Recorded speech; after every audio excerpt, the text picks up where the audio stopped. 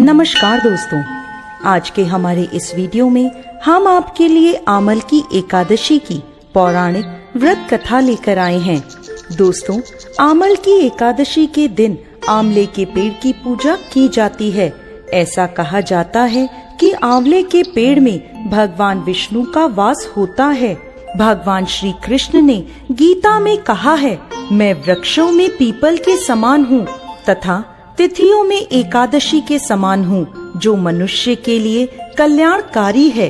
यह आमल की एकादशी सभी पापों का नाश कर व्यक्ति को मोक्ष की प्राप्ति कराने वाली है। इस एकादशी की महिमा को जानते हुए धर्मराज युधिष्ठिर बोले, हे जनार्दन, आपने फागुन के कृष्ण पक्ष की विजया एकादशी का सुंदर वर्णन करते हुए सुनाया। अब आप फागुन मास के शुक्ल पक्ष की एकादशी का क्या नाम है, इसकी क्या विधि है, कृपा कर मुझे बताएं। तब भगवान श्री कृष्ण बोले, हे राजन, फागुन मास के शुक्ल पक्ष की एकादशी का नाम आमल की एकादशी है। इस व्रत के करने से समस्त पाप नष्ट हो जाते हैं तथा इसके प्रभाव से 1000 गोदान का फल प्राप्त होता है। इस व्रत के करने से समस्त पाप नष्ट होते हैं। हे राजन, अब मैं आपको महर्षि वशिष्ठ जी द्वारा राजा मानधाता को सुनाई गई पौराणिक कथा सुनाता हूँ। ध्यान पूर्वक सुनिए। राजा मानधाता बोले, हे वशिष्ठ जी, यदि आप मुझ पर कृपा करें तो किसी ऐसे व्रत की कथा कहिए जिससे मेरा कल्याण हो। महर्षि वशिष्ठ बोले, हे राजन, सब व्रतों से उत्तम और अंत में मोक्ष देने वाली आमल की एकादशी के व्रत का मैं वर्णन करता हूँ। एक वैदिक नाम का नगर था, जिसमें ब्राह्मण, क्षत्रिय, वैश्य और शूद्र चारों वर्ण आनंद सहित रहते थे। उस नगर में सदैव वेद ध्वनि गूंजती रहती थी तथा पापी, दुराचारी, नास्तिक लोग उस नगर में नहीं रहते थे। उस नगर में चैत्रथ नामक चंद्रवंशी राजा राज्य करता था। वह अत्यंत विद्वान तथा धर्मी था। उस नगर में कोई भी व्यक्ति दरिद्र व कंजूस नहीं था। सभी नगरवासी विष्णु भक्त थे तथा एकादशी का व्रत किया करते थे। एक समय फागुन मास के शुक्ल पक्ष की आमल की एकादशी आई। उस दिन उस नगर के राजा ने, प्रजा ने तथा बालक और वृद्धों ने सब ने मिलकर हर्ष पूर्वक व्रत किया। राजा अपनी प्रजा के साथ मंदिर में जाकर कुंभ स्थापित करके धूप, दीप, नैवेद्य, पंचरत्न आदि से आंवले का पूजन करते हुए कहने लगा, हे धात्री, तुम ब्रह्म स्वरूप हो, तुम ब्रह्मा जी द्वारा उत्पन्न हुए हो और समस्त पापों का नाश करने वाले हो। तुम्हें नमस्कार है। अब तुम मेरा अर्घ्य स्वीकार करो। तुम श्री रामचंद्र जी द्वारा सम्मानित हो। मैं अपनी प्रार्थना करता हूँ, अतः आप मेरे समस्त पापों का नाश करो। उस मंदिर में सब ने रात्रि में जागरण किया। रात के समय वहाँ एक बहेलिया आया जो अत्यंत पापी और दुराचारी था। वो अपने परिवार का पालन जीव हत्या करके किया करता था।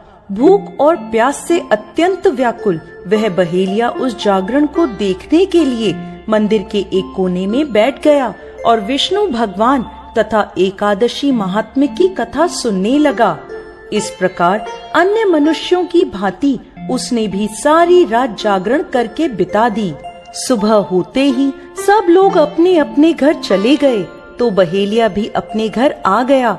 घर आकर उसने भोजन किया। कुछ समय बीतने के पश्चात उस बहेलिये की मृत्यु हो गई, मगर आमल की एकादशी के व्रत तथा जागरण से उसने राजा विदुरथ के घर जन्म लिया और उसका नाम वसुरथ रखा गया। बड़ा होने पर जब वसुरथ राजा बना तो उसकी एक बहुत विशाल सेना थी जो धन धान्य से परिपूर्ण थी।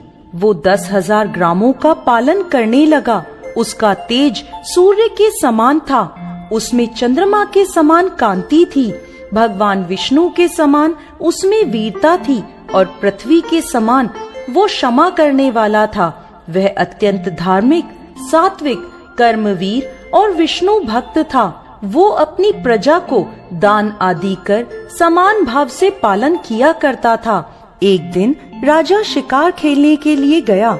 दैवयोग से वो मार्ग भटक गया और दिशा ज्ञान ना होने के कारण उस वन में एक वृक्ष के नीचे सो गया। थोड़ी देर बाद पहाड़ी से वहाँ कुछ डाकू आए और राजा को अकेला देखकर मारो मारो कहते हुए उसकी ओर दौड़ पड़े। वो कहने लगे कि इस दुष्ट राजा ने हमारे माता पिता, पुत्र पौत्र आदि अनेक संबंधियों को मारा है तथा देश से निकाल दिया है, अतः इसको अवश्य मरना चाहिए। ऐसा कहकर वो डाकू राजा को मारने दौड़े। अनेक प्रकार के अस्त्र शस्त्र उसके ऊपर फेंके। ये सब अस्त्र शस्त्र राजा के शरीर पर गिरते ही नष्ट हो जाते और उनका वार पुष्प के समान प्रतीत होता। अब उन डाकुओं के अस्त्र शस्त्र उल्टा उन्हीं पर प्रहार करने लगे, जिससे वो डाकू मूर्छित होकर गिरने लगे। उसी समय राजा के शरीर से एक दिव्य स्त्री उत्पन्न हुई। वह स्त्री अत्यंत सुंदर होते हुए भी उसकी भ्रकुटी टेढ़ी थी। उसकी आंखों से लाल लाल अग्नि निकल रही थी, जिससे वह दूसरे काल के समान प्रतीत होती थी। वह स्त्री डाकुओं को मारने दौड़ी और थोड़ी ही देर में सभी डाकुओं को मार दिया। जब राजा की नींद खुली तो डाकुओं को मरा देखकर वो सोचने लगा कि इन्हें किसने मारा, इस वन में मेरा हितैषी कौन है। वह ऐसा विचार कर ही रहा था कि तभी एक आकाशवाणी हुई, हे राजन, इस संसार में विष्णु भगवान के अतिरिक्त कौन तेरी सहायता कर सकता है। इस आकाशवाणी को सुनकर राजा अपने राज्य में आ गया और सुख पूर्वक राज्य करने लगा। महर्षि वशिष्ठ आगे कहते हैं, हे राजन, यह आमल की एकादशी के व्रत का प्रभाव था। जो मनुष्य इस आमल की एकादशी का व्रत करते हैं वह प्रत्येक कार्य में सफल होते हैं और अंत में विष्णु लोक को जाते हैं। जय श्री हरि विष्णु।